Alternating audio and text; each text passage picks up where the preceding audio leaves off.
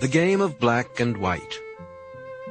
When we were taught 1, 2, 3, and ABC, few of us were ever told about the game of black and white. It is quite simple, but belongs to the hushed-up side of things. Consider first that all your 5 senses are differing forms of one basic sense, something like touch. But the complex patterns and chains of neurons which constitute these senses are composed of neuron units which are capable of changing between just 2 states, on or off. To the central brain, the individual neuron signals either yes or no. That's all. But as we know from computers which employ binary arithmetic in which the only figures are 0 and 1, these simple elements can be formed into the most complex and marvelous patterns.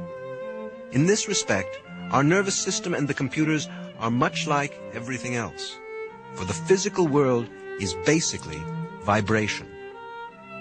Whether we think of this vibration in terms of waves or of particles, we never find the crest of a wave without a trough. We never find a particle without an interval or space between itself and others. In other words, there is no such thing as a half wave or a particle all by itself without any space around it. There is no on without off, no up without down.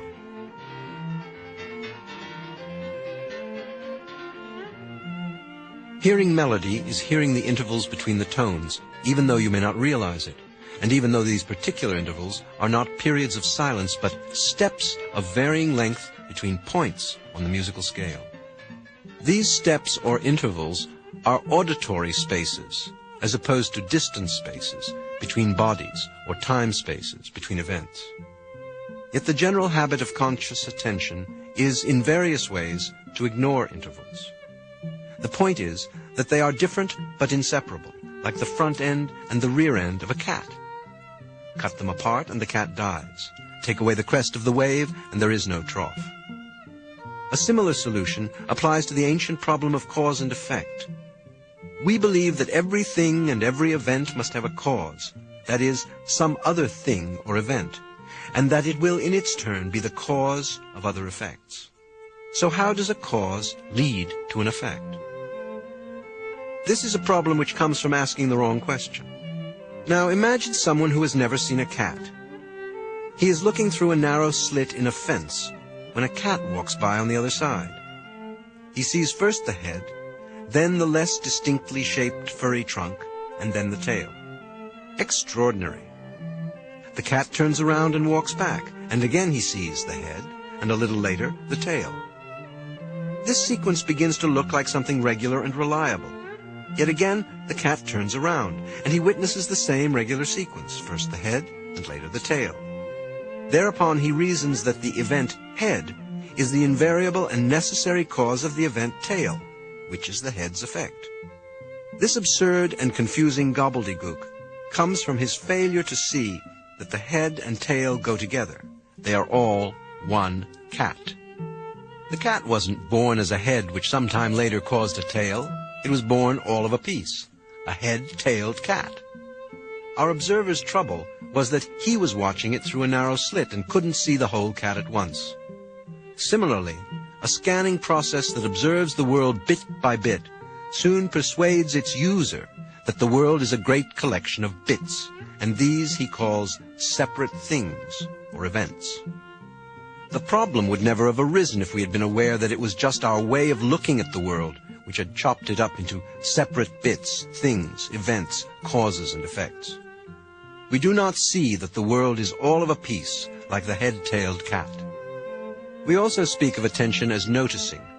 To notice is to select, to regard some bits of perception or some features of the world as more noteworthy, more significant than others.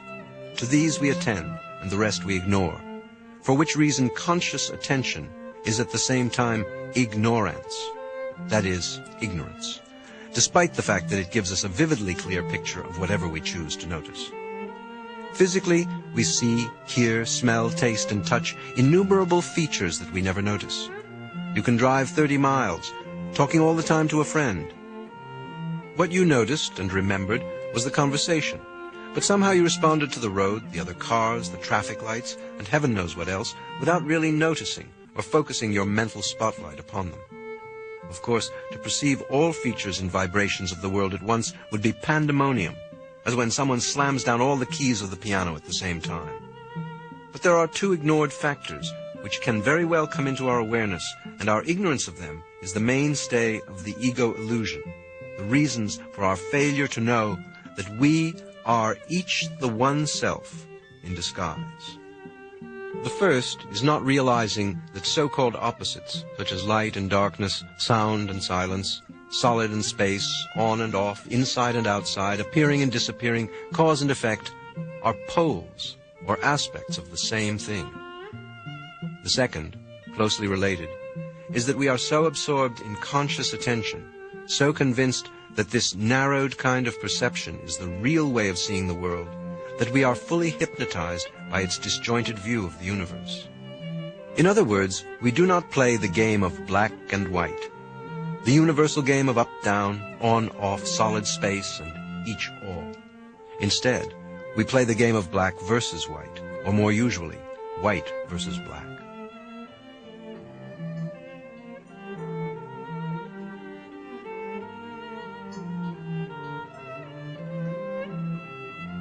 Now, obviously, white and black are as different can be. When we say of someone that he's an awful liar and a con man, you say, why, he could prove it to you that black was white. But strangely enough, black is white in a certain sense, and white is black. If you take the copulating word is to mean implies, because black implies white, and white implies black, or positive implies negative, and negative implies positive, because you can't have the one without the other. It's only by contrast, when black and white are put together, that we know black as black and white as white. However, now, when I look at a small white circle, disk on a black background, or a small black disk on a white background, I once get this in my thought: which is positive and which is negative? Does black represent the negative because it's dark, like night? But when I look at the black dot on the white background, I think the black dot is the thing there, so that must be positive. It was put on. And therefore the white represents negative because it suggests nothing, no mark. Isn't this mysterious, you see, that both white and black can play the negative role? But then let's think of white as light, and it's playing the positive role. And when we think of black as the thing, the mark, then it's playing the positive role.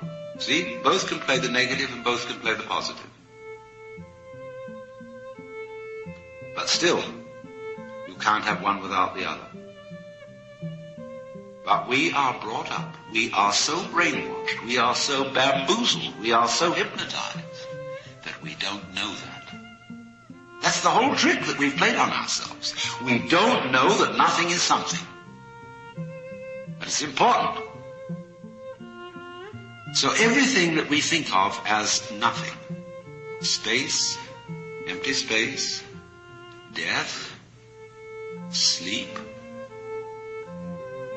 dissolution, decay, any sort of weakness, anything that goes against structure, that is against the thing, that we think is bad, bad, bad, and we're trying to get a world where that side of things is rendered impotent. Nothingness must no longer constitute a threat to somethingness. In other words, we want to play black and white, and if we'll call white the light and the positive, white must win. That's the game we're trying to play. not realizing that there cannot be winning without losing. If white must win, black must lose. But if black loses, we can congratulate black for having helped white to win. Because unless black loses, white won't win. And so, in every sort of human enterprise, we are trying to have white without black. There are many ways in which the game of black and white is switched into the game of white must win. And, like the battle for survival, they depend upon ignoring or screening out of consciousness the interdependence of the two sides.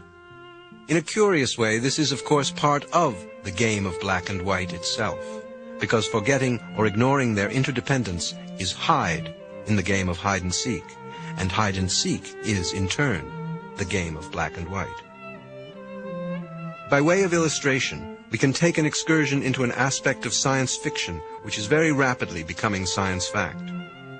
Applied science may be considered as the game of order versus chance, or order versus randomness, especially in the domain of cybernetics, the science of automatic control. By means of scientific prediction and its technical applications, we are trying to gain maximum control over our surroundings and ourselves. The trend of all this is toward the end of individual privacy, to an extent where it may even be impossible to conceal one's thoughts. At the end of the line, no one is left with a mind of his own. There is just a vast and complex community mind, endowed perhaps with such fantastic powers of control and prediction that it will already know its own future for years and years to come. But suppose the human race develops an electronic nervous system outside the bodies of individual people, thus giving us all one mind and one global body. This is almost precisely what has happened in the organization of cells which compose our own bodies. We have already done it. The science fiction in which we have just been indulging has, then, two important morals. The first is that if the game of order versus chance is to continue as a game, order must not win. As prediction and control increase, so in proportion the game ceases to be worth the candle. We look for a new game with an uncertain result. In other words, we have to hide again, perhaps in a new way, and then seek in new ways, since the two together make up the dance and wonder of existence. Contrariwise, chance must not win, and probably cannot, because the order-chance polarity appears to be of the same kind as the on-off and up-down. Taking therefore a longer and wider view of things, the entire project of conquering nature appears more and more of a mirage, an increase in the pace of living without fundamental change of position. Thus, for thousands of years, human history has been a magnificently futile conflict, a wonderfully staged panorama of triumphs and tragedies based on the resolute taboo against admitting that black goes with white. Nothing, perhaps, ever got nowhere with so much fascinating ado. As when Tweedledum and Tweedledee agreed to have a battle, the essential trick of the game of black and white is a most tacit conspiracy for the partners to conceal their unity and to look as different as possible. If then there is this basic unity between self and other, individual and universe, how have our minds become so narrow that we don't know it?